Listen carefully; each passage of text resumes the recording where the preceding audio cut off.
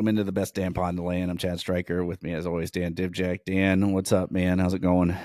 I'm going good, man. You just dropped a bomb on me, so I'm excited to hear this news you're going to be sharing with me. Well, it's nothing crazy, man. It's All just right, all right. Usually I go news. up front. I don't. Good deal, man. It's not Yeah, like nothing else is going on right now, right? yeah, not at No, all. just So, super excited coming down. I'm going to drive down Friday or up rather, drive up Friday morning for the spring game, and be in there on Friday. And I hate driving at night, so I'll probably stay through Saturday and just get up early Sunday morning and come home. yep. But I'm Well, excited about it. I figured if there's a year to do it, this is it. yeah. Well, you're sitting directly behind me, so Yeah, right. we'll have a Yeah, good time, regardless of anything. We'll have a good time. that So, worked out well. yeah. So before we forget, if you could like, subscribe, share, all the good stuff. YouTube, Spotify. And we try to drop our content on Twitter and Facebook, and we're on Instagram. And I told you, if you hung out for the end of our show last week, Dan is really good at Instagram and I am terrible at Instagram. So please follow Dan on Instagram, because I just basically repost his stuff. So Dan, I text you on Sunday and I was like, I think it's going to be a slow week. And then we get famous last words. And so we get up yesterday morning, and I'm having a good morning, and I'm having a cup of coffee. And then we get the news. Dallan Hayden has notified the staff that he is going to enter the spring window of the transfer portal. I can talk, I promise. Opens on April 16th. So 1 week from today, the transfer portal opens. Thoughts? I actually think it's on tax day, isn't it? Is it 15th? It is. Regardless, It's the 16th. I looked before we got on. Yeah. So, I mean, I'm not going to sit here and tell you that I'm shocked, but I am going to tell you that I'm a little surprised, just because of how many running backs we use. I mean, it's not like Trey and Q are going to get 97% of the carries over the course of 15, 16 games. I mean, we used 3 people regularly last year, but yeah, again, I'm not surprised. I mean, the way he was utilized last year, they did him people wrong, like man. Xavier Johnson getting carries ahead of him, and who knows? I mean, who knows? All I hear is that Ryan empowers his guys to decide who's going to play when. Correct. So you have to assume Alford is at fault there. But with the rumblings that he could go up north, I think that's just fodder. He's not going to Michigan. No. Anyways, I have a hard time seeing him going to Michigan. I think my struggle with this is he bought into the red shirt last year, and he went ahead and he agreed to do the red shirt. And I think what happened with Trey's return and then Q coming in, I look back at some of the statistics about like how many carries typically the third running back on the depth chart would get, and it was like 30 some, man. It wasn't a lot historically at Ohio State. Now, we've had some bad run of injuries with running backs, so obviously we've been deep into the depth chart. And that's something I wanted to talk about, was actually the fact that so Jordan Lyle flips his commitment to Miami the year before, and I actually brought this up on Buckeye Huddle yesterday. The year before, both of our commitments, Mark Fletcher and I can't remember the other one, decommit, go elsewhere. So the only commit we get is walk-on Wiltrell Hartson out of Massillon. And so essentially you're down 3 scholarship running backs from where you would normally be. So we were already kind of like, in my mind, we're already a little bit in peril, like depth wise. Normally you'd have a little more depth than this. So now you have Travion Henderson, who has missed parts of all 3 seasons he's been here. Quinton Junkins, who has a lot of miles because they just ran the crap out of him. True freshman James Peoples. And then walk on from 2 years ago, TC Caffey, who's coming back off of injury because he tore his ACL. And then Sam Williams-Dixon, who is kind of a hybrid Curtis Samuel kind of running back, wide receiver type cat. So really thin, man. So thankful for the transfer portal, I guess. a little bit. Yeah, I mean the kid from UMass, that's from Warren Harding. You know, he got a crystal ball like 2 weeks ago. Yeah, I don't know what's come of that. You know, nothing portal's yet. not open yet, so I don't know who. I didn't realize that we had two kids flip the year that Fletcher did. Richard Young never committed to us, did he? No, I don't think so. I was trying to No. remember who the other guy was, but there was two guys that like it was late too. But yeah, we lost out on Mark, and I think they were both Florida kids.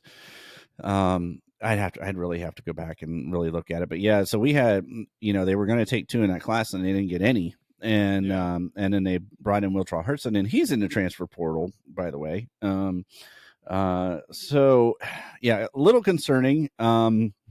It's not a lot of bit concerning because I do think I have this sneaky suspicion that Carlos Lachlan has a couple guys that he might have been in the ear of before he made the switch. So we may you may see some more movement into that running back room. You talking about behind. portal guys? Yeah. Think we can grab anyone off Oregon staff? Or Well, that's what I was thinking. Maybe there's somebody that came for Lachlan that could end up in Columbus. I don't know. Oregon did a great job of recruiting. Dan Lanning's doing a good job up there. But Lachlan definitely has his guys and his thoughts. And when we kind of talked a little bit about that too, where they've kind of backed off on Marquise Davis, and Marquise Davis was like Tony Alford's like top of the board guy.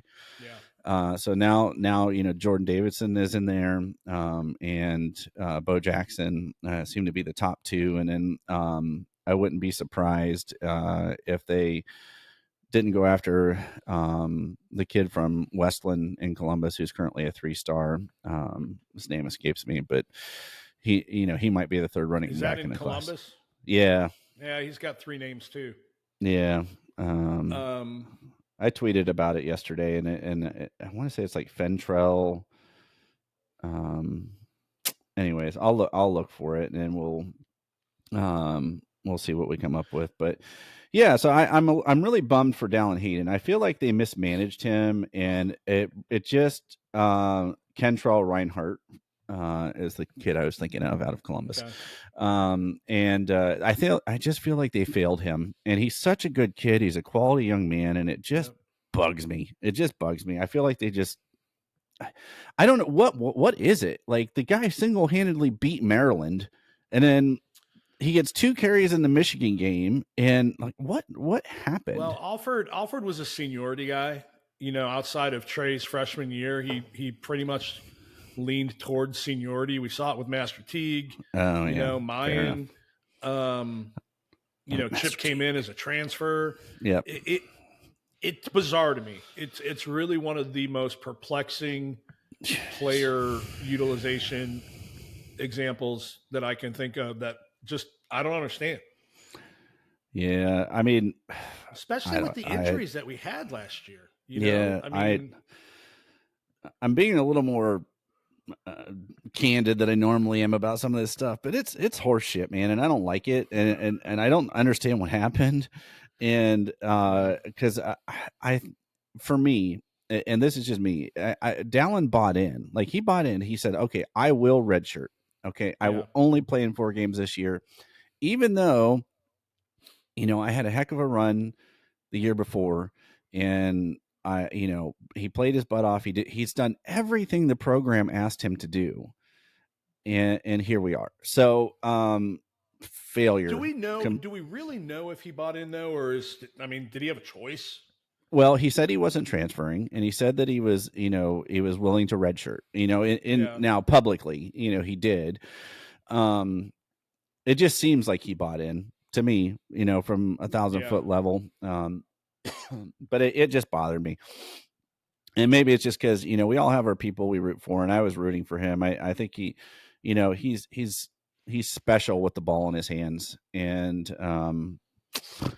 yeah. So we'll see what happens. Where do you think he's going? Tennessee. Do you? Yep. I've heard a little bit. I heard one person pretty definitively say he wasn't going to Tennessee. I don't know if it was Landis, maybe. But, that's the logical assumption, right? He's from Memphis. His dad played at Tennessee. They came after him and threw him a bag once before. Yeah. I haven't looked at their depth chart, but it just makes sense. Yep. Heard a little bit about Missouri. Missouri is a sneaky school, yeah, because they're thin at running back, and if you Yeah. think their number one running back last year was a preferred walk on senior. Yeah. So yeah, Missouri would make sense. Yeah. DJ Durkin's doing a good job out there too, and that offense is fun. So that Yeah. I could see that. I don't know. Tennessee was just my gut I didn't realize response. DJ was at Missouri. Is not in Missouri? I said I didn't realize he was. I'm not saying he's not. I didn't realize he was because he was a name that popped up. I saw a couple podcasts mention him as somebody that they should have gone after for the running back job. But I don't remember where he was when they brought it up. Maybe not. Okay. Well, anyways, I don't think he's there. You're right. I'm my misstep on that one. Anyways, I'm sad. I'm sad about it. And I'm curious to see what they're going to do with Dallan at the spring game. Will they let him showcase a little bit? No, he's not. If his locker hasn't been cleaned out already, I'd be surprised. Okay, fair enough. All right. Unless they're trying to save. Yeah, that was the thing. Can they? I did. Yeah, I mean, I did post. Is it a negotiation ploy? Is he trying to get a little bit of extra nil? Is he getting bad advice from somebody? That third uncle? I don't think that's it.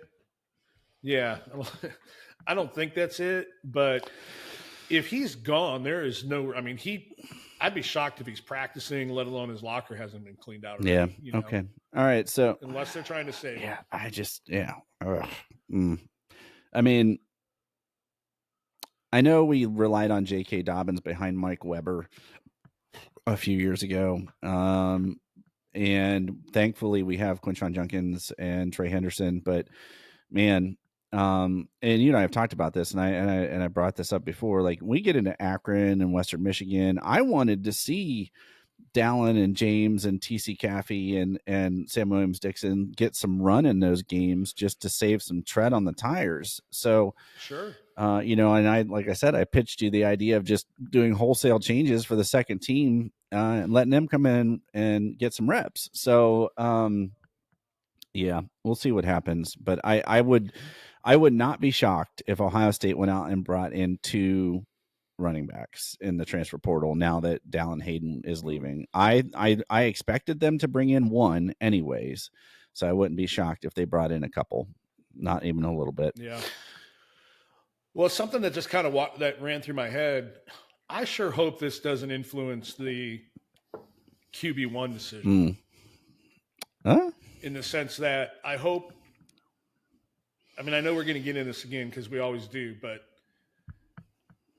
obviously Will is a more desirable runner from a durability standpoint. Just from a stature standpoint, I think the durability thing is an unfortunate knock on Devin since there's no history there, but I just hope they don't overlook some of the stuff we've been hearing about practice so that they had a more dependable running threat at quarterback. It doesn't need to be that big of our part of our game. Yep. Well, speaking of quarterbacks, Julian Sayin lost his black stripe yesterday. And I wanted to read this for you because, man, you want to hear some interesting information. So since Urban Meyer began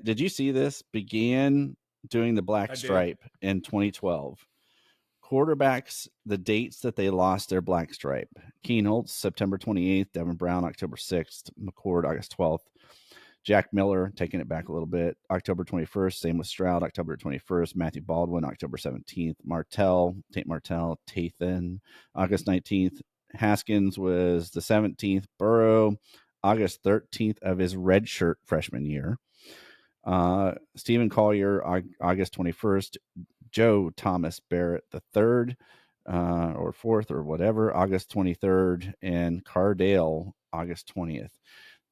Julian Sayin, April 8th. Earliest ever for a true freshman quarterback in 12 years. And I think the next closest was McCord. Yeah, early August. August 12th. Which is a little bizarre. Well, you have to remember what was going on that year, too. So he was the backup for Stroud. Yeah. Well, yeah, I get it. Yeah, I mean, listen, you've got people inside that have told you that he's got the best Yep. accuracy and the best ball placement on the Yep. team. I've heard the same thing from multiple Yep. sources. I've heard his biggest, aside from his physical stature, and when I look at him, it's not like he's skinny. Yeah. He's just probably not nearly as strong as he needs to be to endure a full season. Yeah. Um, Did you I've see? heard he's got a little. He's a little uncomfortable in the pocket still. Yeah. He Like moved. his confidence moving around in the Yeah. pocket is a little slower than Yeah. desirable. I don't think he's got a slow release. I No, read it's somewhere he's got a slow fast. release. Gosh, it's Oof. lightning quick. I was going to ask you, Yeah, did you see the picture yesterday that Ohio State posted of the three when he lost his black stripe? Howard and Dev and Julian. yeah. The first thing I thought of was what tight end is wearing number 18? Yeah, exactly. I asked you if Will Howard shouldn't be in the tight end room. Jeez, man, he's a Right? I big. mean, He's taller than Dev, and Dev's not he's built short. just like Travis Kelsey. I mean, Dev's 6'3", every bit of. So he's not. It's not small. I bet you Howard's 6'5", looking at him. I mean, that's what they've Yeah. said: 6'5", 240, 245. Gosh, man, that's a big dude at quarterback. I think he'd have a stronger arm if being that big. I don't think it's arm strength. I just think his accuracy downfield is. Yeah. But yeah, no, I mean that man saying I've joked with a couple people. He looks like he could be cast in the remake of Sandlot. Not that that movie should ever be remade. Like, Yeah. never remake Sandlot. But he's some sort of teen romance movie that could be cast. I literally, and I'm going to date myself a little bit on this, but like I was like, is that a kid from the Hills, the MTV show? Because yeah, like Brody or whatever. Man, yeah. All right, so yeah, Sand lost his black stripe, earliest ever. He is now going to start for Ohio State in the fall, and yeah, right. That's all the rumor. Yeah, well, That's all the internet. Yeah, chatter. I'm excited. I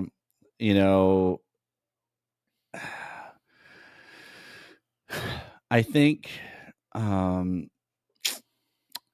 don't know. Like so this was the question I was going to ask you about it, and this is why I said I had something for you. If Urban Meyer was still the head coach, would Sand sniff the field? Yeah, would Sand have lost his black stripe already? No. Yeah. Okay. All right. No. So the suggestion to me privately in a direct message on Twitter was that gosh, I really don't even want to say this. That this was purposeful and that Will or Dev, one of them will be gone by fall. That one of them will be gone by fall. Well, you know who my money's on that's going to be gone. If that's true. Just saying I don't have any,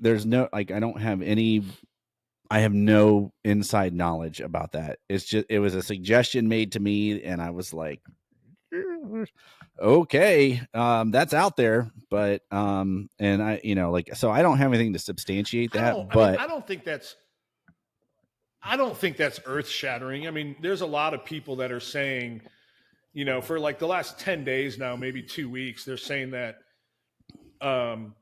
Julian's going to end up being the backup. If not, those people that are saying he's going to start from day one. But at worst case scenario, people are saying he's going to be the backup. Yep. And that whoever's not QB1 is going to transfer out. Now, most of those assumptions are that QB1 is Howard and Devin's going to transfer out. Mm-hmm. I'm here to tell you that Buckeye Nation's about to be shocked. And if the spring game on Saturday reveals what I've now been hearing from, I mean, the sources have to be, and we are not insiders by any means. Nope. But we have become friendly with a lot of people that are. And it's 6 or 7 deep at this point that Will Howard is, I mean, his product, he does not look good in practice. Yeah, there's people openly questioning his ability to throw the deep ball. on the beat. Even we're not the only ones. Um, and I wish. Yeah, but what you're starting to hear in back channels from people that know, Yeah, um, other shows that maybe aren't willing to talk about it, whatever. He's turning the ball over a lot. yeah. You know, Well, he had a lot of picks at Kansas State. It's not. It wasn't it like I want to say he was like 28-10 or something like that, or 25-10, something around those numbers. 26 and Was that 10 was that last what it year. was? Yeah. It might have been 24 and 10, or was Kyle 24 and 6? No, I'm not sure, but The fact that Kyle only had 24 touchdown passes with that receiving core last year is disgusting. could you imagine? Could you imagine? So I want to just let me ask you this: could you imagine Dwayne Haskins or C.J. Stroud with that receiving core? Well, let me reword that. Could you imagine Justin Fields because he could move his feet?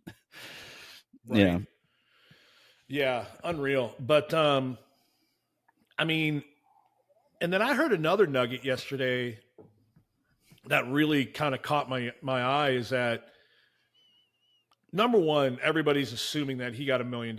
He's referred to as the $1 million quarterback, this and that. I think it's true, but we all need to acknowledge and step back for a second that we really don't know no, how we much don't money know. kids are getting. You know, people assume that they're getting what their nil valuation number is that you see on all the Instagram graphics and everywhere.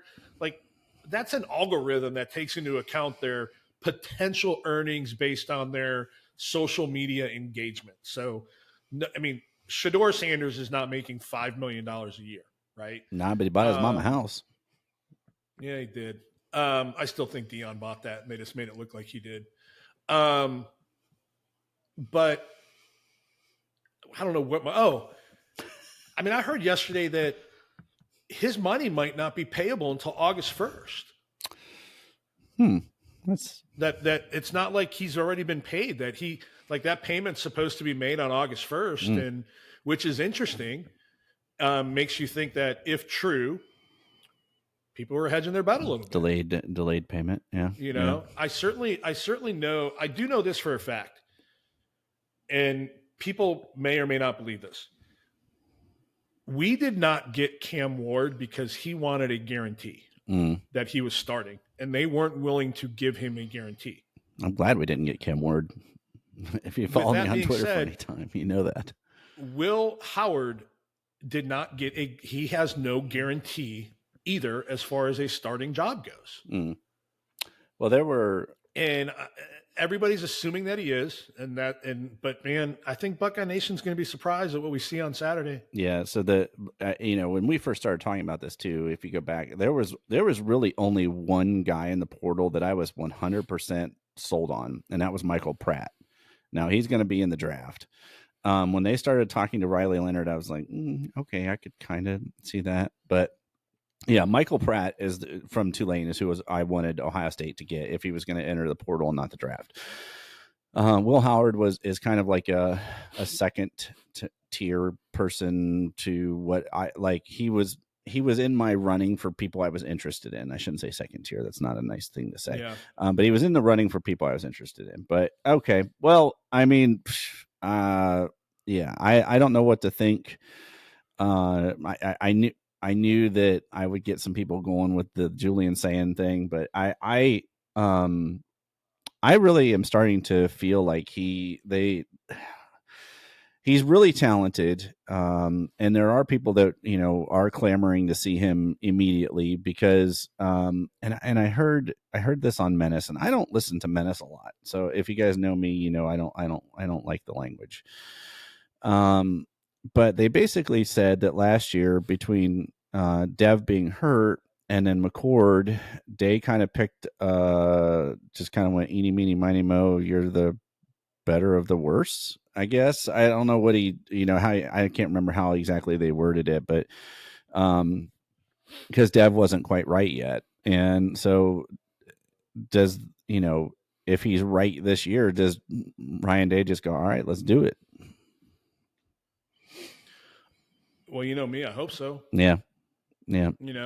All indications are that he has been the most consistent day in and day out, and that he has turned the ball over significantly less than Howard. Yeah. And we all know Day cannot stand Oh, turnovers. I hate turnovers, man. It just unless we're on defense and then we flip the field, that's great. But yeah. All right. Well, but I don't know. It's going to be interesting to see how much they. Saturday's going to be really interesting. Day was on Torg's radio show yesterday morning, and he did sprinkle a little nugget out there that they might do something a little bit different because it's on Fox. Yeah. Than they normally would. I don't know if they're going back to the Tressel draft days or what. That would be cool. That could be fun. That would be cool. Yeah. Well, I wanted to read you this. So we were talking offline about the 11 Warriors article that dropped. In the first paragraph under the depth chart portion, it reads quarterback. This position was at the bottom of our list for Ohio State's top 5 position battles entering the spring. But it's moved to the top entering the final week of spring ball. While the expectation entering the spring was Will Howard would quickly emerge as the starter and the true competition would be for the backup job, the battle remains a real one going into the spring game. And I know we've hammered the quarterback stuff and we've talked about it a lot, but I think something that seems to be really getting glossed over is how each and every practice report says something completely different. So I could read 11 Warriors and they'd say Devin Brown had his best day as a Buckeye. And then I could read another one and it would say Devin Brown was a little bit off today and Will Howard stole the show. None of it is consistent. And it's talking about the same day of practice. None of it is consistent. You could listen to, 7 different podcasts and they're all going to say something, a little bit different than the other. And this is just my reminder to tell you that, like, it's all subjective and objective. So we all have our things. We all, like coming into spring, I was really, really rooting for Aaron Noland, and I still am. And because I loved his tape coming out of Georgia, I thought, man, like this kid has a chance to. He threw for over 10,000 yards against that competition. He has a chance to be really, really special. Now, to be fair, I didn't at the time know that much about Julian Sand because he was an Alabama commit. So I wasn't even thinking about Julian Sand. Not even in the slightest. So his name raised an eyebrow towards the end of the recruiting cycle when he passed up Raiola in all the rankings. So I was like, oh wow. I'll be honest, I didn't take time to go and look at his film. He wasn't on our board. Right. He wasn't, somebody that had been talked about for us. So I really didn't pay a lot of attention. Well, Raiola's going to end up being a tight end anyway. By the time he's done playing. There you go, your hot shot for the day. Yeah, I don't know. I'm excited for Saturday to see, and it goes back to what we said the other day. I hope this is done subjectively. Yeah. And from what I'm hearing in the practices, Ryan's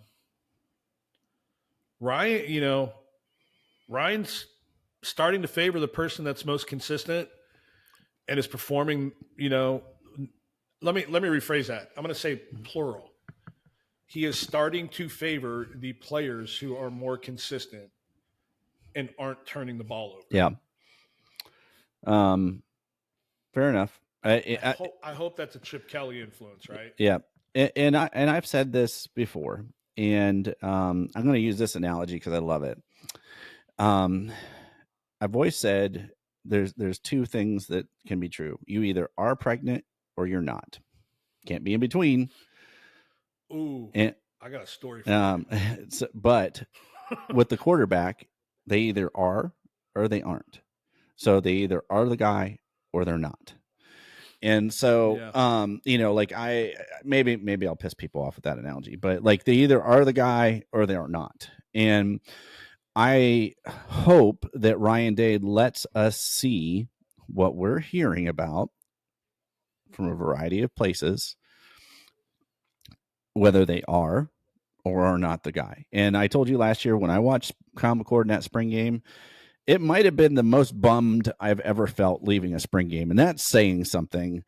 Even after Justin Fields 4-13. But you could see how fast and how elusive Justin Fields was. Yeah. And I mean, I was there and I was like, okay, well, we'll see what happens. But like, no, I wasn't nearly as down and bummed as I was when I left last year. I was like, oh my gosh, Yeah. could be interesting. Yeah, I'm excited for Saturday. I don't know. Who knows? Maybe Ryan's got a little. Maybe he's pulling for a Devin. Like he recruited Devin. Yep. He offered Devin. You know, he doesn't want. He doesn't want. I mean, he's certainly not. I think Ryan might want to be able to say, you know what, I told you so. Yep. Well, you think about it. McCord was his first like offer, and and now he's not with the program anymore. It was like he was Ryan Day's first guy. And I've said this to you, and I don't know if I've ever said it publicly, but I wonder, and I'm not bashing on Kyle McCord, but like, were his numbers so good because he was throwing to Marvin Harrison Jr.? Yes. Let me just ask it. Would he have been a 5-star if he wasn't throwing to Marv? No, and what we know about his father now, Yeah. You couple that with how political rankings are and services Oh, are. yeah. I mean, who knows? Yeah. But yes, did he benefit from Marvin Harrison in high school? Yes. Yeah. Call me I mean, if I could. Yeah. All right. So we wanted to have a little fun on the show too, and you sent me this yesterday, and I was like, I had to really, like I was searching my memory banks because if you think about the number of games I've personally been to, I couldn't even tell you how many it is. Maybe if I went back and looked at each season, I probably could. But so, what is your favorite OSU memory? So that was what you'd sent me, and so I had to think about it. But I'll let you go first because. I mean, I have a bunch. I shared mine with you the other day, right? So I am going to reach down in the memory bank, see if we can see this. Yep, you can see it. I want to get the glare on there. All right, so if you look up there on the Jumbotron, that's got my name on it. That's the 2003 Tostitos Fiesta Bowl. So I was living in Arizona at the time, and a good buddy of mine, haven't seen or talked to him in years. Every once in a while, he'll say something sarcastic to me on Facebook. But Darren Palmer, we'll clip this and send it to him. He worked for the Fiesta Bowl, and he was on me during the year about getting a sponsorship package. And I was like, I don't know, man. And then all of a sudden, the Purdue game rolls around, and we win that. With the basically last 4th and long touchdown to Michael Jenkins. And I called him right away. And I said, I'm in. I'm rolling the dice. I think we're going to get there. It's our year. We just can't. We're winning games like this for a reason. So I bought a sponsorship package. I got 20 tickets for $5,200. 4 of them were like in a corner, outdoor middle section loge area, and then 16 of them were in the upper deck. So I turned around. I sold those tickets to a ticket broker for $18,000. And then I turned back around and bought 2 50-yard line loge seats, second row loge seats for my brother and I. He flew in from Chicago. And we sat in there. And so for my initial investment, I bought the 2 tickets, had fun with the other money, and, went to the game. And it was, I've joked before, it was like a near religious experience for us, right? I mean, in our lifetime, my brother was maybe a toddler during the last title. In my lifetime, we hadn't won anything, championship-wise. Yeah. So it was great, man. Never forget it. We had tears in our eyes. People were celebrating. By far my best Ohio State. That's awesome, man. Well, so I have a ton. So I'll be honest, like there's so many, like there's things that are special to me because, so if those of you who don't know, my dad had ALS, and I took him, we went to a game. It was the Minnesota game in, 2018, or 2019 after he'd gotten diagnosed, or like we hadn't found out for sure he had it yet. But I said, let's just go. Let's go. So I have a friend of mine who is a ticket broker. I don't talk to him much anymore, but I wanted like the easiest way for him to get into the stadium. So we ended up sitting in the Huntington Club in section 3 on the very top row. and it was a special day for he and I. Like we just made a whole day of it, and it was the last time I got him to the horseshoe. But my I think my like favorite memory was my in 2006 against the Cheaters up north, the Beanie Wells spin and breaks free game. I was in Columbus visiting my brother, and we had some friends that were like, "Hey, would you like to go?" And I was like, "Yeah, I want to go." And so it was just by sheer happenstance I got to go, and we were sitting in like kind of the south end zone, but it's the loudest, craziest I've ever heard the horseshoe. I literally thought the bleachers were going to fall when Beanie broke that run. Like the whole place was just vibrating. And I remember it was late in the game, and Troy Smith had like kind of ran, and he was running out of bounds. And then that late hit happened. And I remember going, that's late. And it felt like the flag took forever to come out, or like for to be able to see it. And then they called the late hit out of bounds and changed the course of the game a little bit. But my God, man, what a game. Like that, like people talking about it being the game of the century, and like what a game. Like that was so much fun. And I didn't rush the field, but man, oh man, like gosh, leaving there, like I felt like this team. I remember telling my dad, like nobody can beat these guys. It doesn't matter who we play, line them up, and then Florida boat raced us. But yeah, it was great, man. It was just it was so much fun. Well, you just convinced me. I'm going to my first game. The game. I'm going this year. Yeah, I mean, I wasn't planning to go. It was I'm just going. kind of one of those things that happened. So, and it's been on my mind because on the heels of our discussion about like how much fun it is to go to games and how much we're looking forward to the spring game, and and having a son, like he's coming with me to Saturday, and so that one just like the one with my dad was special because of that, and then different types of special. So For sure. absolutely. For sure. Good memories, man. Good memories. Yeah. So I wanted to ask you one more thing before we finish up our day. So I'm really starting to worry about playing 16 games to win a natty, 15, 16 games to win a natty. And I'm worried about it because, we were talking Tuesday about Friday, excuse me, about our two deep. And it's been on my mind. It's just been on my mind that the bygone era of the BCS and only playing 12 games, that's 10 years ago now, the BCS, So is it time for the NCAA to change some things? Because I'm struggling with keeping guys 80 through 85 on the roster that are never going to see the field at Ohio State. You need too much depth. You need too many pieces. And I'm not trying to be insulting. I'm really not. But they can we do something, please, that allows for a practice squad and or extend the the number of scholarships to 95, something, because I don't think people are thinking about maybe the NCAA isn't thinking about this, maybe they just don't care, the impact that this has on student athletes' bodies, and in particular I think about running backs, who are already devalued at the next level in the NFL, and the tread that is on your tires after a 16 game collegiate football season for 3 years because they're requiring you to be 3 years removed from high school. Thoughts? Yeah.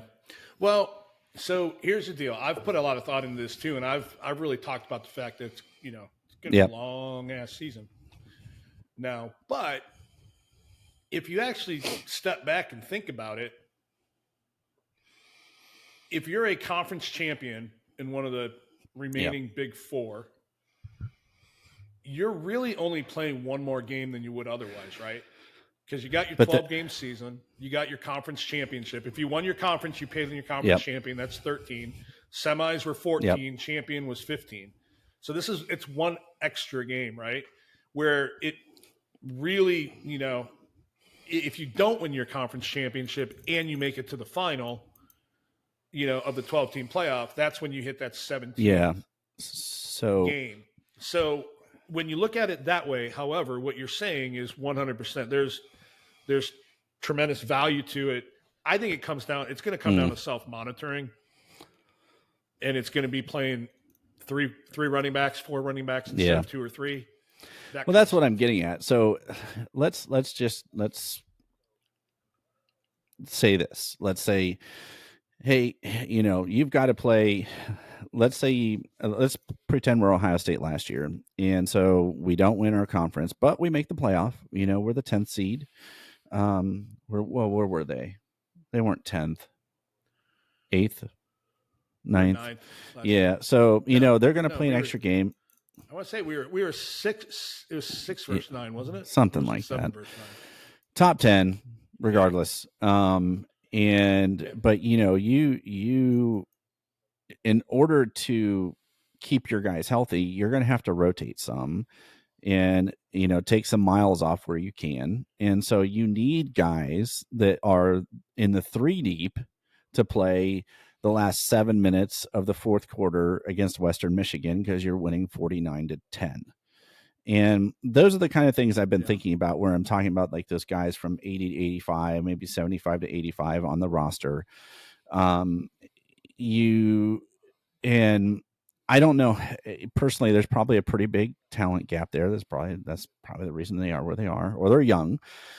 And so I'm kind of advocating for allowing the NCAA allowing, Power 5 teams to expand somehow, whatever that looks like, and including the travel roster. Yeah, but Dan, including the travel roster.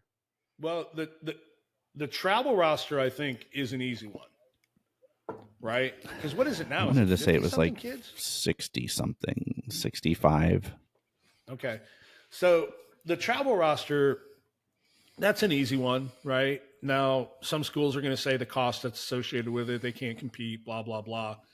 But I see what you're getting at. You're getting at an expanded roster, more scholarships. And 70 is the travel roster. Okay. And you're making what the group of fives would call an arrogant assumption, in that we, big bad Ohio State, big bad Alabama, big bad UGA, would be able to fill those expanded rosters with more 4 and 5 stars.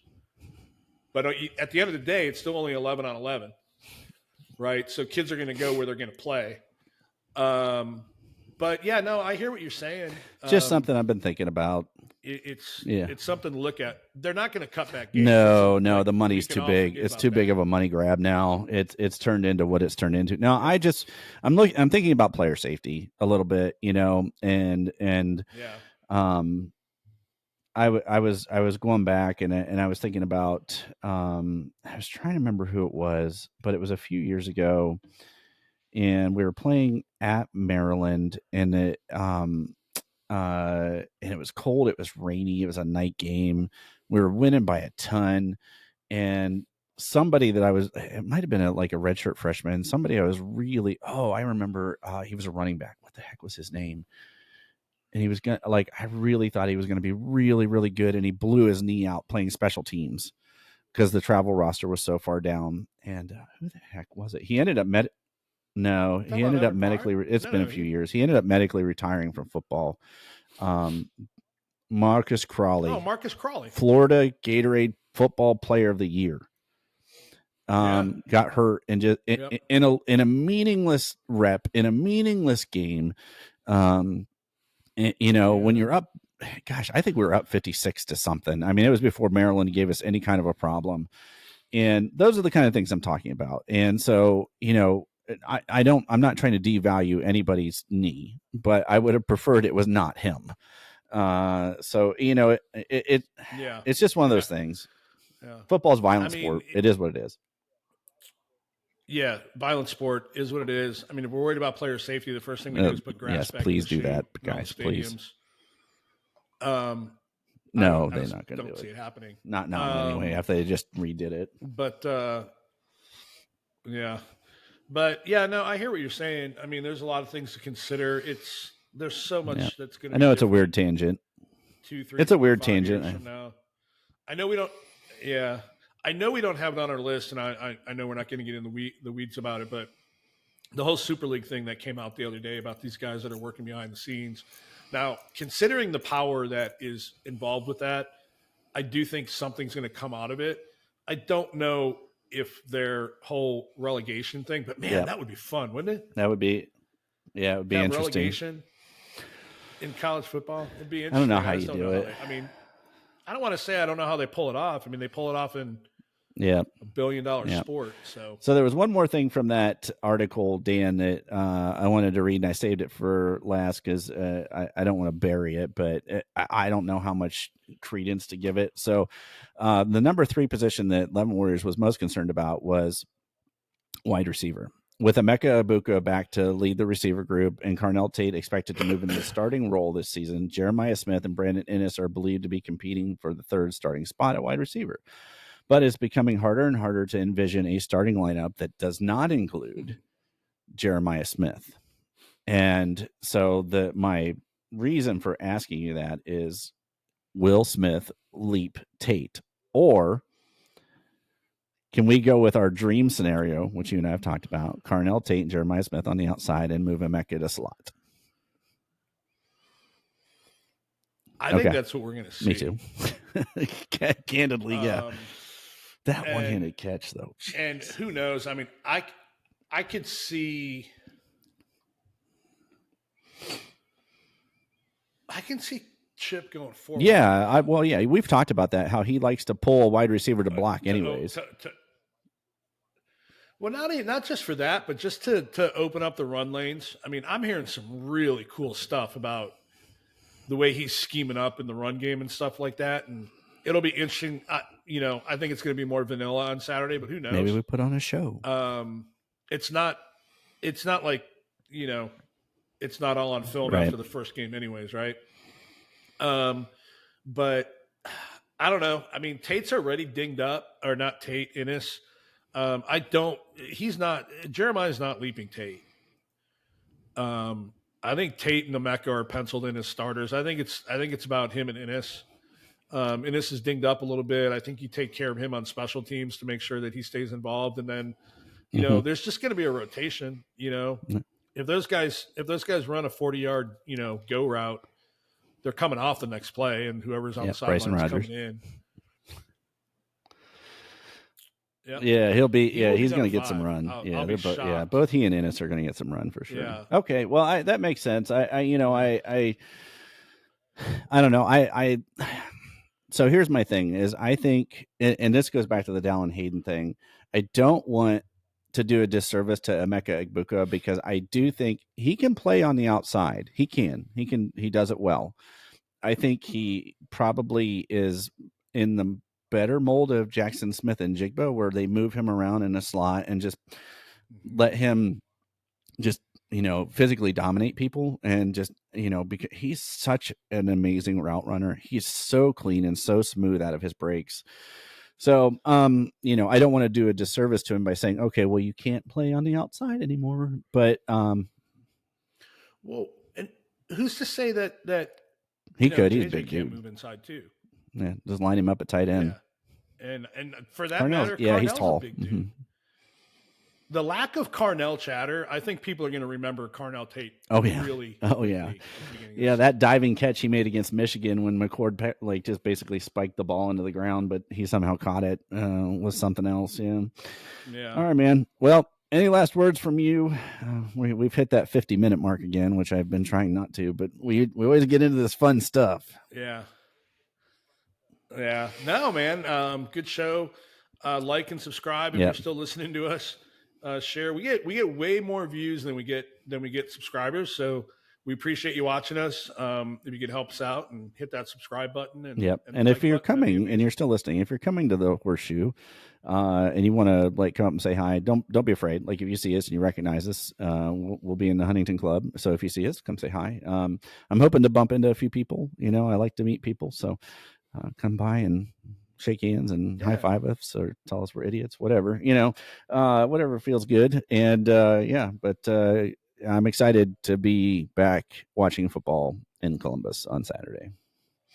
All right, guys. Well, you guys, thanks for listening. You guys, if you're traveling like Dan is or I am, stay safe, be careful, take your time. It's just a spring game, so enjoy it. And as always, stay safe.